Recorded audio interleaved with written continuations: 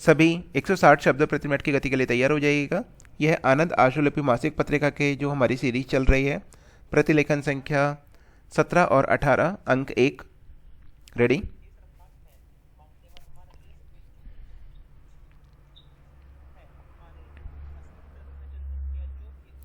महोदय, सब बच्चे एक सी नैसर्गिक देन लेकर पैदा नहीं होते, किंतु हर सरकार के लिए यह आवश्यक है कि वह हर बच्चे को अपनी अपनी कार्य क्षमता को पूरा पूरा विकास करने का अवसर दें। विश्व स्वास्थ्य संगठन के संविधान के सिद्धांतों में मुझे यह एक बात विशेष रूप से मूल्यवान लगी। इसमें कहा गया है, बच्चे के स्वस्थ विकास का बुनियादी महत्व है पूर्णतः परिवर्तनशील वातावरण में मधुर जीवन व्यतीत करने की क्षमता इस प्रकार के लिए अनिवार्य है। बच्चों में इस तरह की क्षमता कैसे पैदा की जा सकती है? वास्तव में बहुत महत्वपूर्ण काम तो बच्चे को अपने व्यक्तित्व के तंग दायरे से निकलकर समुदाय के हित की सोचने और केवल वर्तमान के बारे में न सोचकर आगे आने वाली दुनिया के बारे में सोचने के लिए तैयार करना है।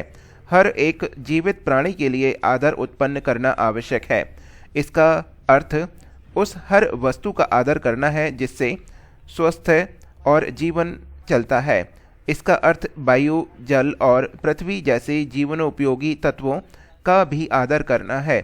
जिस तेजी से दुनिया की आबादी बढ़ रही है, जिस तेजी से उद्योग धंधे बढ़ते जा रहे हैं और जिस तेजी से शहर फैलते जा रहे हैं, उसको देखते हुए तेजी से बदलते हुए वातावरण के कारण और भी जरूरी हो गया है कि बच्चे के सर्वांगीण विकास के लिए तथा उसे सही मूल्य की समझ देने के लिए सब संभव उपाय किए जाएं।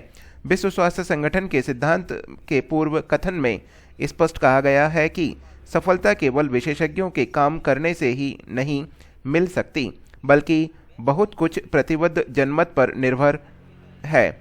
जैसा कि मेरे पिताजी ने इस इमारत का उद्घाटन करते हुए कहा था कि जिस उद्देश्य को आगे बढ़ाना है उसके बारे में लोग आश्वस्त होने चाहिए। जनता के स्वास्थ्य और उन्नति के लिए प्रबुद्ध जनमत और जनता का सक्रिय सहयोग सबसे अधिक महत्वपूर्ण है।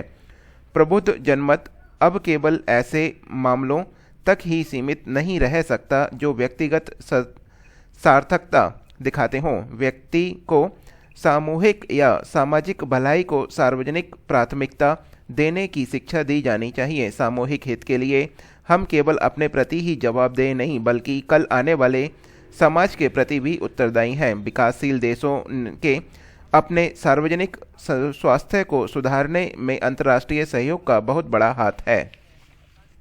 महोदय, विश्व स्वास्थ्य संगठन का उद्देश्य है स्वस्थ विश्व। विश्व स्वास्थ्य संगठन सार्वजनिक स्वास्थ्य और चिकित्सा संबंधी अनुसंधानों के मामले में विभिन्न राष्ट्रों के बीच बढ़ते हुए सहयोग का प्रतीक है। हम कहते तो हैं कि संसार एक है, लेकिन इस विचार के पूरे आशय को बहुत कुछ लोग समझ पाते हैं। संसार की एकता का मतलब यह नहीं है कि इस पृथ्वी के आधे लोग गरीब रहें और आधे मालदार, आधे स्वस्थ रहें और आधे बीमार। दुनिया के किसी भी हिस्से में यदि कोई महामारी या दूसरी कोई बीमारी फैलती है तो इसे वास्तव में सारी मानवता के लिए गंभीर खतरा और विज्ञान की उन्नति के लिए एक चुनौती समझा जाना चाहिए। अधिकांश बीमारियों का कारण भी गरीबी है। केवल आर्थिक विकास से ही एक ऐसे सामाजिक प्रशासन का जन्म हो सकता है जो रोगों पर विजय पाने के लिए विज्ञान को उपयोग करने में सक्षम हो। बहुत सी बीमारियां माताओं के लिए पौष्टिक आहार के अभाव के कारण पैदा होती हैं। भारत में भोजन की समस्या केवल यह नहीं है कि हम अधिक अन्न पैदा करें, बल्कि यह भी है कि हम पौष्टिक अन्न पैदा करें। हमारी सरकार जरूरतमंद लोगों और विशेषकर बच्चों और माताओं के लिए रोगों से रक्षा करने वाले खाद्य उपलब्ध कराने के कार्यक्रमों को सबसे अधिक महत्व देती है। आज जो लोग विकास संबंधी नियोजन में लगे हुए हैं वे स्वास्थ्य के लिए आवश्यक मदों पर धन लगाना नहीं भूल सकते, क्योंकि इससे ये दोनों ही बातें होती हैं। प्रथम, खुशहाली जो कि सारे विकास का अंतिम लक्ष्य है, और दूसरे, इससे अधिक बल और कुशलता प्राप्त होती है जो कि सबके लिए उचित जीवन स्तर प्रदान करने की दृष्टि से मानवीय साधनों के अनिवार्य गुण हैं। दूसरों पर अधिक निर्भरता और अल्प आयु, ये दोनों ही चीज़ें आर्थिक प्रगति की दुश्मन है। यह अनुमान लगाया गया कि एक पीढ़ी के जीवन काल में ही एशिया के कुछ देशों में उनकी कम से कम 32% कुल उत्पादन क्षमता जनता की अल्प आयु में मृत्यु के कारण नष्ट हो जाती है।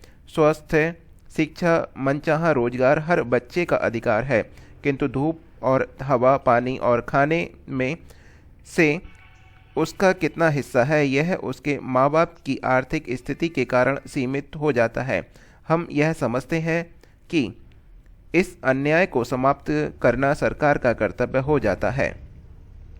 यह हमारी डिक्टेशन समाप्त हो गई। आप हमारी वेबसाइट www.stenoforall.com पर किसी भी गति पर डिक्टेशन सुनने के पश्चात वहाँ पर अपनी त्रुटियों का मूल्यांकन प्राप्त कर सकते हैं। हिंदी या इंग्लिश, आप किसी भी लैंग्वेज में भाषा चूज़ कर सकते हैं, जिस लैंग्वेज में भी आप एक्सपर्ट हैं।